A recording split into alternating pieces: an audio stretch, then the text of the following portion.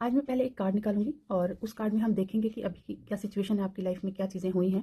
अगर वो आपसे रेजोनेट होती हैं तो आगे की रीडिंग आपके लिए होगी। तो चलिए स्टार्ट करते हैं।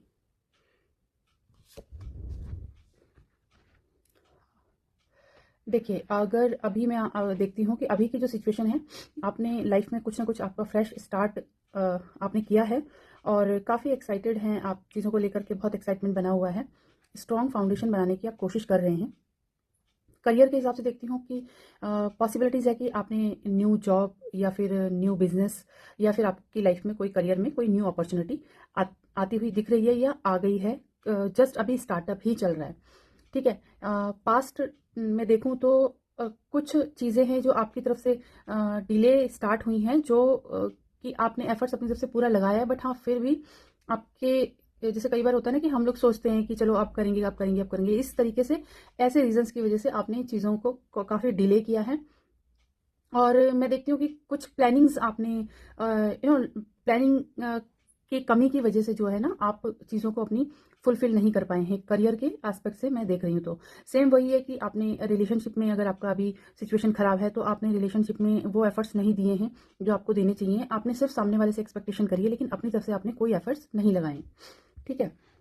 तो चलिए फिर हम आगे के लिए ये गाइडेंस निकालते हैं। अगर आपसे रेजोनेट होती है तो आगे की गाइडेंस आपके लिए ही होगी।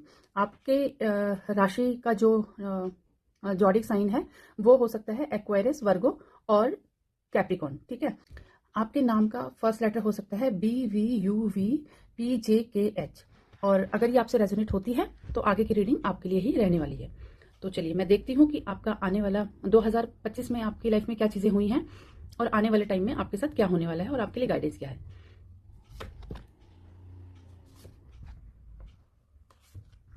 देखिए, अगर मैं 2025 की बात करती हूँ तो 2025 में आपकी लाइफ में बहुत सारे ऑब्स्टिकल्स आए हैं।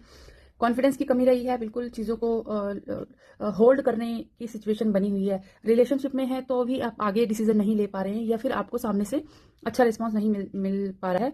अपने ही दिमाग के साथ, अपने ही माइंड के साथ, थॉट्स के साथ जो है बैटल चल रही है, बैटल चली है, पूरा टाइम इल्यूजन में रहा है, आपको एक सही डायरेक्शन नहीं मिली है, ठीक है। और रिलेशनशिप में देखूं तो रिलेशनशिप में भी आपने कोई एफर्ट्स नहीं दिए हैं, जिसकी वजह से आपके रिलेशन में प्रॉब्लम आई है।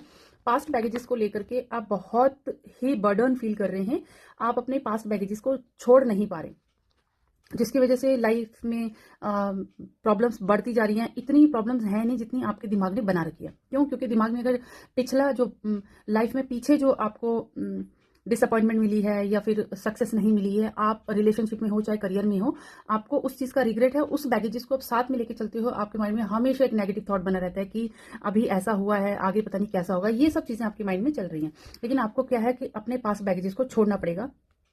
अगर आप चाहते हो कि आपकी लाइफ में ट्रांसफॉर्मेशन आए, लाइफ में कुछ चेंजेस आए, तो आपको अपने पास बैगेजेस को छोड़ना पड़ेगा। बहुत ही ज़्यादा बिट्रे फील कर रहे हो, मतलब लोगों से, अपने दुनिया से दूर रहना शुरू कर दिया है, अकेला रहना, सोशल, जहाँ पे सोशल गैदरिंग होती है वहाँ से आप दूर जाना पसंद करते हो। ये आपकी सिचुएशन बन रखी है।